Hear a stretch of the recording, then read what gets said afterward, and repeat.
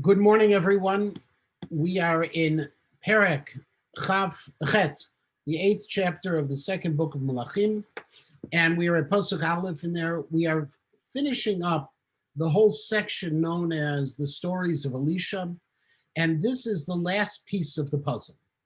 Where we had left off last week, there was this terrible siege and famine on the city of Shomron. If you recall, it was broken through a miraculous occurrence when the people were basically convinced, those who were placing siege on the city were convinced from Aram that there was that there were armies coming to attack them, and they ran as quickly as possible, just as we have seen in modern times, where sometimes people are convinced that we are, thank God, invincible, and have run away very quickly, leaving everything behind, giving the necessary food to be able to break the famine over the city of Shomron.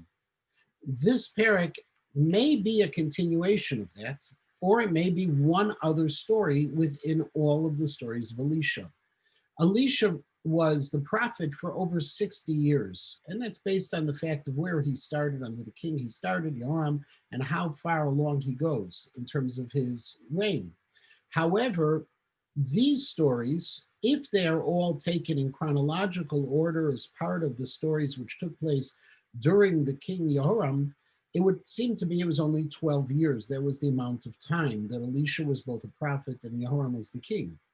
Given that, what did he do the other 48 plus years? We really don't know, which is the reason why the anonymity of the king of the north, normally just referring to as Hamelech, gives rise to possibilities that some of these stories were grouped, even though they may not have come in the same chronological order as they appear within this. However, Perek Chet is the last of those classic stories, and it begins just with Elisha diber el ha'isha asher hechayat b'nat lemor. Elisha now speaks to the woman, the Shunammite, who he had revived her son. This was the story, as we all know, back in Perek Daled. And this, according to Rashi, took place earlier, before the famine set. And in fact, it follows that structure of verb and noun that we find at the beginning of Sefer Breshit, where we have the terminology Vahadam Yadad Chava, that Adam knew Chava, instead of saying Vayeda Adam et Chava. By putting the verb after the noun, back in Breshit, Rashi teaches us that this is a statement that occurred earlier. This is an action that occurred earlier. So too here, Rashi says, as opposed to Vayedaber Elisha el Aisha, because it says Elisha diber el Aisha, that therefore this took place earlier, before the 7-year famine that was going to strike the northern kingdom. The Malbim points out that this whole idea is that Elisha is seeing that he's opening up this possibility of saving this one person. But why couldn't he save everyone? And therefore we say that Elisha had already returned that ability to revive, that strength that he had been given, the one mafteach from HaKadosh Baruch Hu, that he had been given to revive the dead. And along with it, he didn't have that opportunity any longer of also being able to provide for all of the needs of the people, the mafteach of Parnassah, which is also possibly the Geshem mafteach. So in Perek Chet Pasuk Aleph, it begins very simply that Wait. Can you repeat that, Malbim? The Malbim, he's only given one opportunity to He was given this one unique opportunity. If you remember, HaKadosh Baruch Hu maintains 3 maftechot. He keeps them all. Right. And so he had used his opportunity, because the Malbim is troubled why he doesn't help the whole nation. Now, last week I actually mentioned, and Yoel Ben Nun has a big piece on this as well, based on something that Yechezkel Kaufman wrote, and it was translated in 1960 at the University of Chicago by Rabbi Moshe Greenberg, that what happened was that Elisha, and this is Rav Yoel ben Nun takes this and expands on it tremendously, that Elisha was actually one of these individual prophets who was thrust into a national role because of the fact that all of the other prophets had been killed or all the others were in hiding. And as a result, his normal focus was just on the individual and not on the nation. So the Malbim's drasha would be unnecessary. You could take that approach as well, that he was normally focusing, and if you see most of the things he did was focused on an individual and not on a nation itself.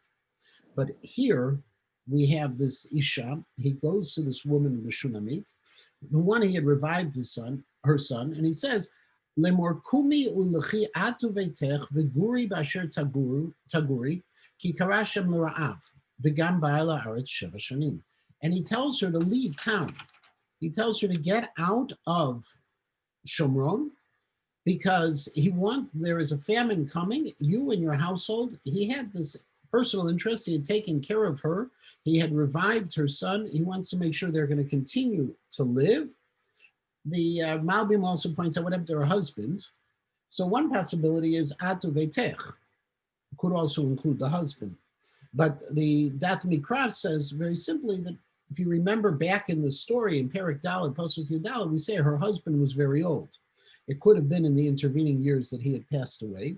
And this famine was going to be coming for 7 years. Now, this famine actually parallels some of what we read about last week, because the Gemara in Tani talks about that in the first year, they ate whatever was left in their homes. The second year, they ate whatever was out in the fields. The third year, they began to consume all of the kosher animals. The fourth year, they began to eat the non-kosher animals. This fifth year, they began to eat things that were normally, despised, the shkatzim and ramasim, whether it's mice, rodents, snakes, things of that nature. The sixth year, they began to practice cannibalism and eating their own children. In the seventh year, they began to eat their own bodies.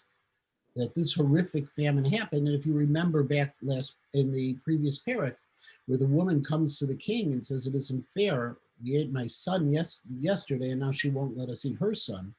That could be paralleling the same time, that maybe that siege was at the same time of these 7 years. And the woman got up and she did exactly what he said. The Medrash says that one of the reasons she was upset and didn't want to do this, and she needed him to say to get out of town, is that she already knew what happened to Ruth and Naomi back in Jewish history. When they left, or not, they didn't leave, Ruth didn't leave, Naomi and her husband and sons left, and the tragedy that befell that family when they left at the time of Ra'av, and maybe she didn't want to do, but she did, Vataskid Varisha Elokim. And she went to live among the Philistines for the course of 7 years. At the end of the 7th year, she comes back, and she goes and she comes back and she sees that thieves have seized her property. And that she comes to the king to say, I need my house back and I want my fields back. They've been stolen from me. There's an interesting discussion in the Gemara, and this is an idea of how long can a person have a right to claim property if someone else took control of it. Typically, we say that if another person takes property from someone else and is using it for 3 years and no one is saying anything about it, they've lost all claim to it. However, in this case, there's also an exception to which the Gemara talks about, and that is the fact that that when this happens, because of some other cause, in this case, a famine, those rules don't apply. So she came to the king and she said she needs all of her properties were seized. And at that moment, the king was speaking to Gehazi, who had been the servant, who was the servant of the Isha Elokim of Elisha, saying, Sapranali et kol hagdolot asher asa Elisha. Can you tell me all of the stories, all of the greatnesses that had happened to Elisha? If you recall, Gehazi coming back is a very strange thing, because if he had Sarat, how is he allowed into the king's presence again? And so we say, the one possibility, we raised this last week, was that because of what happened last week, when the 4 Mitzoraim were outside, and they brought the news back that there was food and there were riches to be had, that there was a process of tshuva, and it's entirely possible that Gehazi was cured of his tzarat. Another possibility is that he wasn't cured at all, but rather the king was speaking to him because he was, and this is the Klei Akar, he was the Nar Isha Elokim. We find this kind of phenomena very often, where there are people who write these the books about the famous people they knew or they worked for, and often they don't have necessarily a starring role in that other person's life, but they capitalize on the fact that for a period of time they had a closeness to this person and they're sought out by everyone else. We find it l'tov u'l'ra, both for good and for bad people doing this, and it is entirely possible. The Klei Akar says that Gehazi was capitalizing on his relationship with this miracle worker Elisha, and so when he was going around and telling people the stories. Now, the other fact is also as well, but how would he get into Shomron? So Shomron may not halachically have been a city where the Mitzoraim had to be outside of. So it could be that even though he was a Mitzorah, even though he was excluded from so much of Klal Yisrael, nevertheless, his role and his ability to tell the great stories of Elisha, prompted the king to invite him in and to tell him the stories. Vayehi hu misaper lamelech et kol hechaya et asher hechaya et hamet, and he's in the middle of that story of Elisha reviving the boy. And luck would have it that it's right then and there that the woman comes forward, al beitavi al sadah, complaining about her house and her fields. Vayomer Gehazi Adonai HaMelech zot ha'isha. And so Gehazi says, just in case you didn't believe me, that's the woman I've been talking about. And that's her son, who was revived by Elisha. Vayishal HaMelech la'isha v'tesapir lo. Okay, and the king turned to the woman and she told him what was going on. But yiten la hamelech saris echad lemor, and therefore the king passed over one of his officers, a saris.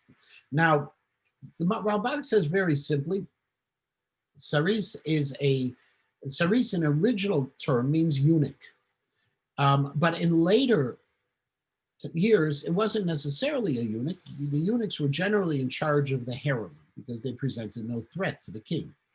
But that later on, a saris could also mean just an officer, and that's where the Ralbag takes it. However, the Radak does go with the original meaning of a eunuch, and he says, how is it possible that a Jewish king would have a saris? And he says this must have been a non-Jew, or it must have been a case of a person who was not castrated, but a person who had some form of illness, and it led to that same kind of consequence, because it would be impossible for a Jewish person to do such a thing, even the king of the north. But he gives her over to this officer, Hashev et kol asher lav et kol tfuot hasadem, and make sure that all of her property is returned miyom hazvat haaretz v'adata, from then until now. Taken care of. It's the end of that episode. Vayavo Elisha Damascus. Now Elisha comes to Damascus. Uven Hadad chole, Melech Aram chole, and Ben Hadad is ill. Vayugadlo lemor, and it's told to him, to Ben Hadad, Ba ish Elokim adhem. The man of God has appeared. Now remember, we have this experience with the Melech Aram in the past, with Naaman, who was healed from his tzarat. Elisha had a reputation already in Aram, and this reputation in Aram apparently was so strong that when he appeared there, Ben Hadad said, Ben Hadad, who was sick, wants to talk to him, and we'll see the rest of the story in a minute. What's Elisha doing there? So there's a number of different theories, both in terms of the Medrash and in terms of the Pshat, but it could very simply be, if you recall, Eliyahu was told to do three things. One, the last of which was to anoint Elisha as his successor, and the first was also to anoint Chazael to be the next king over Aram. Eliyahu didn't do all of the things he was supposed to do. He only did the first thing, and it could be that now Elisha is preparing or continuing in the road of what his mentor had wanted him to do. Interestingly, and I will deal with this in a moment, Elchanan Samet in what he calls the Eliyahu narratives, and later when it was printed, interestingly, it's called the Elisha stories. But in these pieces, Eliyahu Samet sees something more to it, that Eliyahu consciously did not fulfill his last two missions to anoint the next king of Israel, of Judah, and also to go ahead and, of Israel, of the north, and also to appoint or anoint Hazael, because Eliyahu didn't want to be in that role. He wanted to have Elisha specifically do it. We'll see it in a few moments as well. But he comes there. Now, why is Ben-Hadad sick? We don't know. But Josephus, and I sent this to you as well, Josephus has his theory, and I sent you from the 9th book, 4th chapter, the 6th paragraph, and I'll just read for you that one sentence. Hereupon, when Ben-Hadad, the king of Syria, had escaped to Damascus and understood that it was God himself that cast all his army into fear and disorder, that once Ben-Hadad comes back and realizes that what happened was miraculous from God to save the Jewish people, and that it did not arise from the invasion of enemies. It wasn't what they thought originally it was. He was mightily cast down at his having God so greatly for his enemy, and he fell into a distemper. That Ben-Hadad actually was extraordinarily depressed. He was bedridden because he realized that all of a sudden his enemy is being protected to such an extreme by God, and he was trying to take them on, that he just was choleh, that's the reason for his choleh. Whether Josephus made this up or there was a tradition at his time, we don't know for sure, but that is one explanation that again ties this story into the previous chapter, says that they're a straight flow one from the next. Vayomer HaMelech el Chazael. And so the king says to Chazael, Kach biyadcha mincha, take with yourself some gifts, velech likrat ish Elokim, and go to meet this ish Elokim. V'darashtet Hashem me'oto lemor ha'echyeh mecholizeh. And I want you to find out if I'm going to survive or not. Now, this was, at this point, a fascinating piece that the king is turning to Hazael and everything is setting itself in place. But we also see that the common practice was, and we've seen this going back to Shaul when he was going to see Shmuel, that you brought gifts when you came. Now, normally you bring a small gift, but this is the king of Aram. And so as a result in Pasuk Tet, it says, Vayelech Hazael likrato, Hazael comes to meet Elisha, Vayikach mincha biyado v'chol tuv Damasik. And he takes with him gifts and all of the goodness of Damascus, Masa Arba'im Gamal. What he brought took 40 camels to bear. Vayavo, Vayamod lefanav, and he stood before Elisha, and he says, Bincha v'nadad melech Aram shelachani elecha lemor. Your son, or the equivalent of your servant, it's, as the Mitzudot says, he's bending down in a way of saying that just like a son to a father, has sent me to you, will I survive this illness? Vayomer elav Elisha. So Elisha tells Hazael, Lech emor lo, go tell him, Chayo tichye. Now, if you notice, there's a Korean ktiv. And the word lo, it's spelled in the Nach, Lamed Aleph, no. The way it is read, the Kri is a Lamed Vav. As a result, the Radak says that there is a double meaning in what's being told to Hazael. On the one hand, it says, go tell him, you will survive. Chayo tichye. The Radak says at the very same time, lo chayo tichye, that he's not going to survive, that it's these two pieces. And then, Vihirani Hashem kimot yamut. And God has shown me that he will die. Now, how do you explain this? You're going to live and God and he will die. And so the way it's explained within the context is very simply. There's two parts. You're going to live from this illness. This illness isn't going to kill you, but something else will kill you. And we'll see in a moment that that something else is going to be Chazael in a coup that Elisha is telling him he is going to do. At that point, we see what's happening.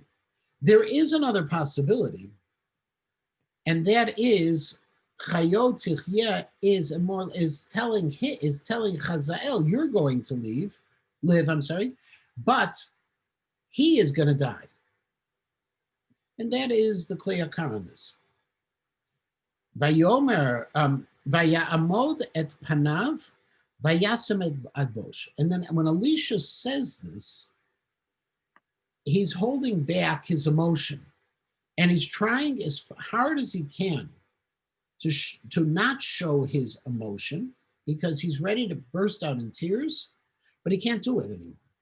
Vayev ish Elokim, and he begins to cry.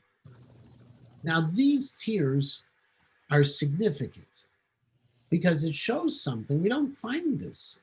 The last time which you can think about holding back comments, and you think back to Yosef in Mitzrayim with his brothers, that he can't hold it back any longer. He sends everyone else out, and then he tells them the truth.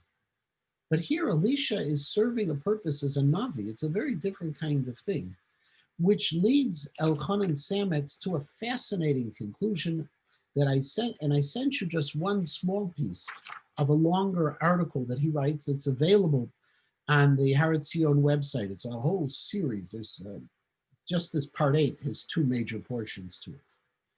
And the issue is going to be that according to Samet, Elisha is actually using those tears. And those tears are going to play a role in the future of Chazael. So we'll take it one step at a time. Let's get a little further in the Psukim, and then we'll see, then I'll go over a little bit how Samet looks at it. And it says, Vayomer Chazael madu adoni boche. Why are you crying? I don't understand why this is happening. Vayomer, and he says, Ki yadati et asher taseh livnei Yisrael. Because Chazael, I know what you are going to do to the Jewish people. Ra'ah mivtzareim teshalach be'esh. You're going to do evil. Their fortified cities you're going to burn. Uvachureihem becherev tarog. And their firstborn you're going to kill by sword. V'olaleim tiratesh. And you're going to throw down and crush their babies. V'haroteim tivaker. And the pregnant women you're going to cut open. You're going to create such horrific tragedy among the northern kingdom. I can't hold back from crying. Vayomer Chazael, ki mavdecha hakelev, ki yaseh hadavar hagadol hazeh. What do you think? I'm just a dog that I'm going to do such terrible things? Vayomer Elisha, hirani Hashem otcha, melech al aram. So Elisha says, God has shown me that you are going to be the king over Aram. Says the Ralbag, this is the moment where Elisha fulfills Eliyahu's mission to anoint or to appoint Chazael as the king. And the Mitzudot says, when he tells him this understood is he will then have the power to attack the north and wreak such horrific destruction of the northern people. Now, Samet, and going back to that one page I had sent to you, and if you give me just a moment, let me pull it up as well. I apologize, I didn't have it ready. Take one more minute.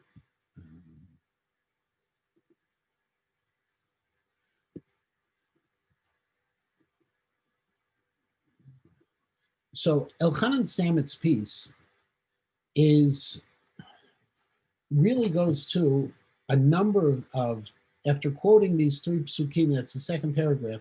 In the third paragraph, he writes, if later on we find no evidence of Chazael acting with such cruelty, although he succeeds in conquering parts of the land on the eastern side of the Jordan, later on wipes out a large portion of the Israelite army. This may be explained by Elisha's weeping at this dramatic moment when he tells Hazael that he will soon be king.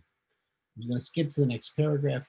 Here we are witness to the prophet's influence over the realization of the prophecy that is conveyed through him.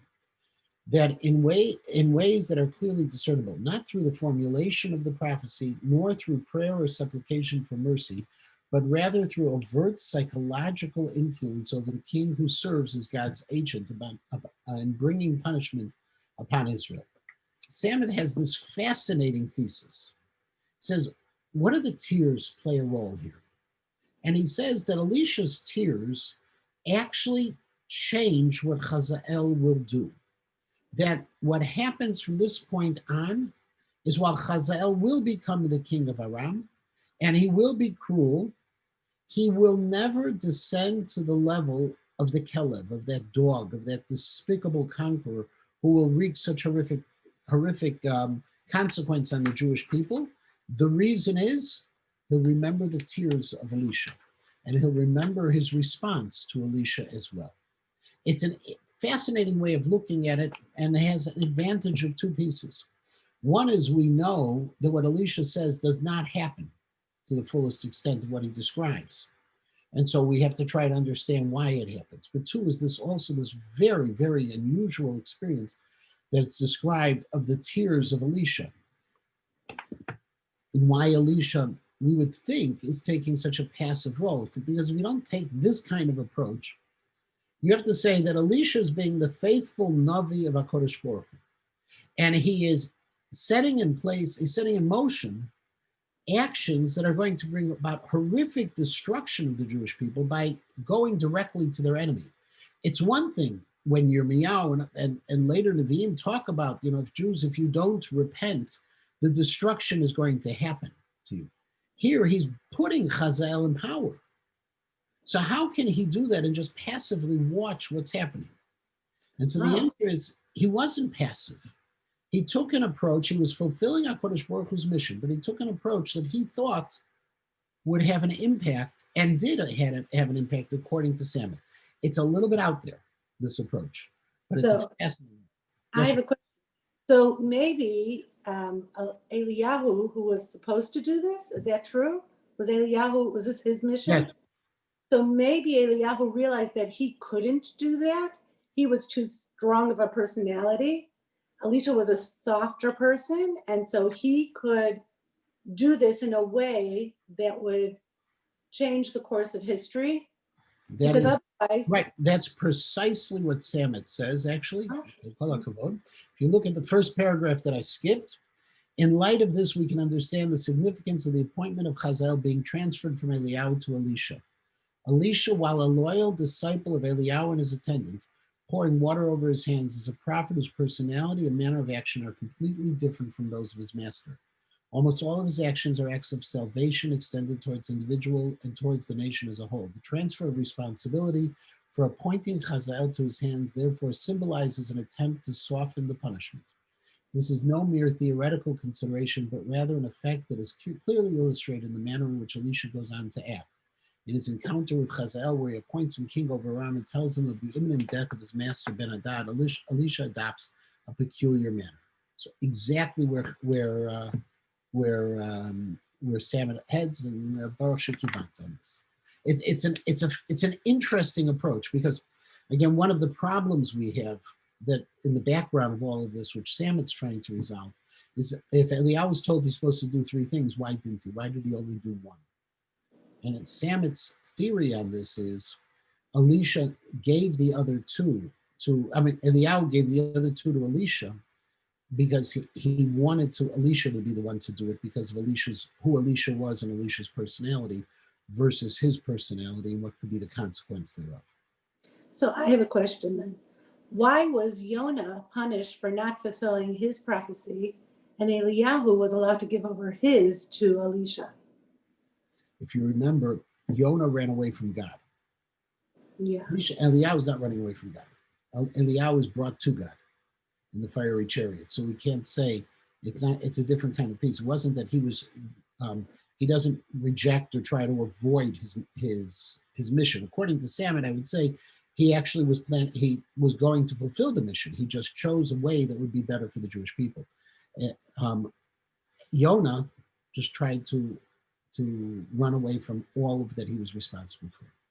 That's my thinking off the top. I'm sure there's more to it as well. Let's keep on Pasuk Yudalim. Vayelech me'et Elisha, vayavo el Adonav. And he now leaves, Hazael leaves Elisha's presence. He's now heard that he's going to be the king. He's going to attack the north. And what does he do? Vayomer lo malach Elisha. Okay, and he says, and the king says to him, okay, what's with Elisha? Vayomer Amarli, and he says, Elisha told me, Chayo Tichyeh. Notice, even in his response to the king, there is this double entendre. Chayo Tichyeh could be, I will live, or you will live in this way. Vayhimi mocharat, and it was on the next day, Vayikach hamachber, and Hazael took the machber. Now, the machber, according to Targum Yonatan, is the gunka, which is a blanket. According to the Radak, it's the pillow. Vayitbol b'mayim, and he dipped it in water. Vayifros al panav, and he put it over his face. Now, Rashi says, originally what he's doing is he's trying to cool him off. He's taking a wet washcloth, and cooling him off. And he was doing this, to heal him. And that's what the Radak says. But obviously what his goal was by a mot, and he killed him. Now, how did he kill him? So again, the Radak says he got him so cold that he died. But if we're dealing with a pillow, you can figure it out pretty easily. He suffocated him. Vayimlo Chazael Tachtav. And Chazael now is the king of Aram. The next piece, and this is the end of that story. Uvishnat Chamesh liYoram ben Achav Melech Yisrael. We're in the 5th year of Yoram's reign. V'Yehoshaphat Melech Yehuda. And Yehoshaphat, the king of Yehuda. Now, it's a little strange. What about Yehoshaphat Melech Yehuda? Malach Yehoram ben Yehoshaphat Melech Yehuda is when Yehoram, the son of Yehoshaphat, is ruling. Rabbi? Yeah. I just have, just going back to that other story, it seems like Elisha didn't only prophesize, it seems like he put it in his mind to kill the king. Like, 100%. He said, you're going to be the king. There's no way he would be the king without killing the king, without doing a coup. Right. Okay, because there's no election. He has to kill everybody who would have any claim to the throne. So by telling a person who's not from the dynasty, you're going to take over, it doesn't say wait until the first Tuesday in November and you'll be elected into place, but rather it means you're going to have. So he's sort of controlling what's supposed to happen, and that's what he's supposed to do. That was what HaKadosh Baruch Hu said. By HaKadosh Baruch Hu telling him that you are going to appoint Chazael or anoint Chazael, that's the same thing. Okay. Uvishnat chamesh liYoram ben Achav Melech Yisrael v'Yehoshaphat Melech Yehuda. This phrase is a little bit complicated because we don't understand why all of a sudden Yehoshaphat and Yoram are in the same phrase. We do understand Malach Yehoram ben Yehoshaphat Melech Yehuda. We do understand that Yehoram, the son of Yehoshaphat, is ruling. Now, if the pasuk had just said, Uvishnat chamesh liYoram ben Achav Melech Yisrael, it was in the 5th year of Yoram's rule, that Yehoram ben Yehoshaphat takes over, easy, normal status. But what's this in the middle of Yehoshaphat Melech Yehuda? Why are we mentioning the father of the person who's about to become king? And so this is, Rashi says, because Yehoram ben Yehoshaphat actually took over, according to Rashi, while his father was still officially in his job. For 2 years, they overlapped reign. There was a shared rule up north, and that's the idea behind it. The Radak disagrees with this approach, but it seems to be the simplest way of understanding this unusual pasuk. Ben 32 shana haya b'malcho.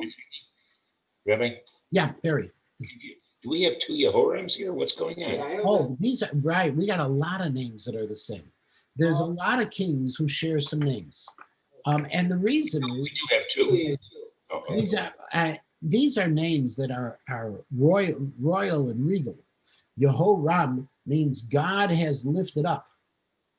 And so what happens is names we find are shared. We'll find 2 Rechavams. We find other names that are also shared at other times. You know, it's not unusual for that to happen, especially with, you know, these names that have national meaning to them, like a Yehoram, a Rechavam, okay, the stretch of the nation. All of Just it. like army. And the timing is just there to confuse us totally. Okay. Ben 32 shana haya b'malcho. Yehoram of the south was 32 years when he took over. Ushmona shanim malach b'Yerushalayim, and he ruled for 8 years. Vayelech b'derech malchei Yisrael. Unfortunately, he followed the path of the north. We see the south now following in that path. What is that path? The path is that they also worship the Baal as well. Kasher asu beit Achav, just like the house of Achav, ki bat Achav hayta lo leisha. Because what happened, he married the daughter of Achav, Atalia. And so all of a sudden, vayasa rabbeinu Hashem. So just like Izebel brought down Achav even further, if you remember, Izebel brought in the Asherah, and Izebel brought the northern kingdom to its worst position. Izebel's daughter does the same thing in the south. V'lo avar Hashem lashchit et Yehuda. But God didn't want to destroy Yehuda, the southern kingdom, leman David Avdo, because of the schut of David HaMelech. Kasher amar lo latet lo nir levanav kol hayamim, as God had told them that he was going to be a nir. Now, nir, according to Targum Yonatan, is a melech. According to the Radak, it's actually related to the word ner, a candle, like arichat ner l'mishichai, that I'm going to create the flame of my anointed one. That this was a promise that HaKadosh Baruch Hu had made, never to destroy the Davidic dynasty. Nir could be a sadeh also. Nir could be a sadeh.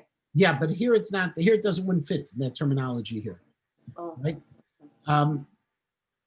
B'yamav pashadom.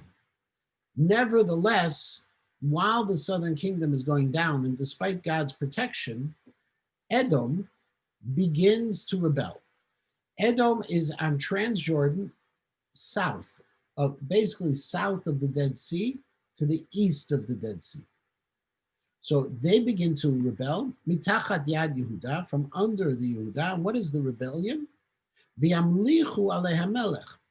Instead of allowing, as they had the Netzivim, the appointed governors over them, they actually crowned themselves a king, which was an act of rebellion. Vaya'avor Yoram Tzeira. And as a result, Yoram went ahead, and to put down this rebellion, he went Tzeira. Now, we're really not sure where Tzeira is. It could be Soar, the city. It could also be Seira, towards Har Seir, the area of Edom, which is the easiest explanation. They went towards Edom, v'chol harechev imo, and all of the chariots with him. Vayehi hukam laila. Yoram went ahead, and he went at night for attack. The Malbim says because he was afraid to attack during the daytime. And they, on the other hand, the Radak says, V'yehi hukam laila, he was sitting there at night, and Edom, Vayaket Edom, Edom came, Hasoveh Elav, to surround him, and he defeated Edom at that time. Vetzarei Rechev, Vayanas ha'am lo alav, and Edom ran back to their areas, to their tents. Lo alav, however, the Malbim says they attacked at night, and then the Jews ran back. That they were afraid, even though that they had the upper hand, they were afraid, they ran away. Vayivsha Edom mitachad yad Yehuda ad hayom hazeh. And the reason the Malbim says this is because this pasuk. In other words, if we take it like most of the Meforshim say, that Yoram and the Jewish armies of the south attacked Edom and decimated Edom, and they ran back to their tents, wouldn't that teach them a lesson and they wouldn't continue to rebel? And yet here in Pasuk Chaf Aleph, it says they continued to rebel. So, I'm sorry, in Pasuk Chaf Bet, they continue to rebel. So the Malbim says, no, what happened here was the Jews attacked at night. They weren't sure of themselves. They attacked at night. They were able to have a level of defeat, but they ran away right away. They didn't follow up on what they needed to do. And as a result, therefore, this rebellion continues. As Tivshai livna beitahi, and because the rebellion continued with Edom, now all of a sudden, Livna starts up. Now, who is Livna? Livna, according to Rashi, are Jews. They're in Shevet Yehuda. And there's a rebellion that's starting up within the Jewish people themselves. However, Radak says no, that's not it. It's a city that's close to Eretz Yisrael, the closest city. And it was only then, because they saw that the Jews were afraid, or there was some success with Edom, that even Livna, another city, began to rebel as well. We're not really sure what it is, but we know that one rebellion started, it was put down partially, it continued, and then it expanded, which is the primary message that we need to have here. V'yeter divrei Yoram, v'chol asher asa, haloim tuvim al sefer divrei hayamim lemalchei Yehuda. And all of the rest of the acts of Yoram, which were not good, are talked about in the Chronicles of Divrei Yehuda, and we also have them in Divrei Hayamim. Vayishkav Yoram im avotav, vayikaver im avotav be'ir David, vayimloch Achaziyahu v'no tachtav. And Achaziyahu, his son, took over after him. Interestingly, on this idea that he was buried with avotav, it's not so clear that he was actually buried in the royal burial places or catacombs, but rather he was buried with the family members, which may not have been the highest level of royal honor given to him because of the actions he had taken, both in terms of Avodah Zarah and also of murdering others as well. And Achaziyahu takes over. Bishnat 12 shana liYoram ben Achav melech Yehuda. It's in the 12th year of Yoram. Remember, we started in the 5th year, now we're in the 12th year. And the way math works is actually 8 years of rule, because it's partial years we count as full years. And that year, Malach Achaziyahu ben Yehoram melech Yehuda. And that's when Achaziyahu takes over. Then 22 shana Achaziyahu b'malachon. Achaziyahu is 22 when he takes over. V'shana achat malach b'Yerushalayim. He only ruled for 1 year. V'shem imo Ataliyahu bat Omri melech Yisrael. And the name of his mother is Ataliyahu bat Omri. Now, interestingly, I had mentioned earlier that Ataliyahu was the daughter of Achav. So how can she be both the daughter of the father and the daughter of the son? The Ralbag says that really she was the daughter of Achav, but we go ahead and we give the yichus back to the grandfather, where all of the problems really started with Omri. The Dak Mikra says that maybe what it means is that she was really the daughter of Omri, and she was from Beit Achav, meaning that she was the younger sister of Achav, as opposed to the daughter. Maybe she wasn't the daughter, but she was the Beit Achav. And the Mitzudot says, wait a second, I have an easier solution. Maybe her grandfather raised her, and therefore he's given the credit also as a parent. Whatever it is, Ataliyahu is a woman who is going to lead astray the Jewish people. Vayelech b'derech Beit Achav, and they followed in the ways of Achav's, of the northern kingdom. Vayasa Rabbeinu Hashem k'Beit Achav, and they did the evil like Achav. Ki chatan Beit Achav, because now they're mishpacha, they're mechutanim with Achav. But if you look at this pasuk, the pasuk is so powerful. 3 times we talk about Achav in the single pasuk. It's like saying, you want to know how bad they were? They were just like Achav. They were so bad like Achav. I can't believe that they were like Achav. So there's no question how terrible they were. Vayelech et Yoram ben Achav lemilchama im Chazael melech Aram. Now comes the North Kingdom, and they go to battle against Aram. Beramot Gilad, in Ramot Gilad, in the Golan Heights. Vayaku Aramim et Yoram. And the people from Aram, they defeat the northern tribes. Vayashov Yoram HaMelech litrapeh Yisrael. And Yoram comes back to heal in Israel, minamakim asher yaku aramim b'Ramah, from the injuries that he had suffered in Ramah. Now, according to the Kli Yakar, he wasn't actually wounded, but the armies were wounded. And so he comes back to regroup, and he comes back to heal, to try to rebuild after the tragedy, the defeat he had suffered. Bilachmo et Chazael melech Aram, when he was fighting against Chazael, v'Chaziyahu ben Yehoram melech Yehuda, yarad lirot et Yoram ben Achav b'Yisrael ki cholehu. And at that point, the king of the south goes to visit the king of the north, because the king of the north is ill. Now, the mere fact that there is going to be a visit between the two of them shows the connections that existed. Now, they were mishpacha. There's no question. Either they were brothers-in-law, or I'm sorry, either they were first cousins, or they were brothers-in-law along the way. Whatever it was, there is this close relationship between the north and the south that is only for evil and nothing for good.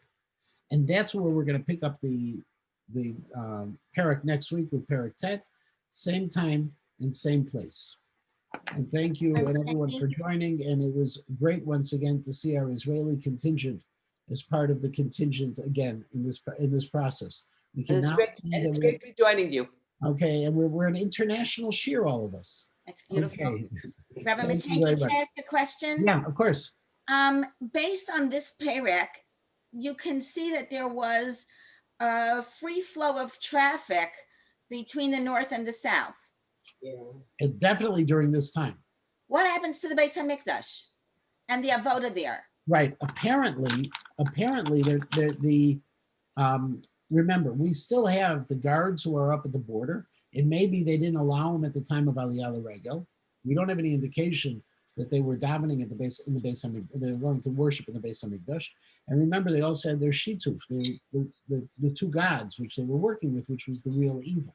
So they recognized God, but they didn't have this. So we don't see any travel that way. We do see the royal travel coming back and forth. Right. Then I'd like to point out something that I thought was really fascinating. As opposed to the Ben Hadad dynasty, you now have somebody by the name of Chazael. It's like a very, I don't know what it means in Aramaic, but I would imagine it means what it means in Hebrew, saw God. Yeah, but we don't know which one that is. What? We don't know which God it is. Oh, I hear you. No, okay. So it could be the Yud Kei Vav Kei. When you would find in other nations, they would often refer to HaKadosh Baruch Hu as the Yud Kei Vav Kei because that was his name, just like Baal was Baal's name, or other names like that as well. And yet you see Ben Hadad and even Chazael realize this. It seems to me the superiority of the Ish Elokim, of Elisha. Oh, they know it works. Remember, initially, Aram didn't know that. At the time of Naaman, they were going on based on rumor. Right. Now they've had proof, and now they had even further proof with what happened to them in Shomron. So they've built up, and they know that Elisha has a real role in this God, and so they're not playing around with this God, and they're very nervous about this God. That's, again, goes back to that approach of Josephus, that it wasn't that he was really ill, but he was mentally ill at that point, or psychologically ill. So it's all amazing stuff that can happen. Thank you. Okay, we'll see everyone next week. Bye-bye. Thank you. Thank you.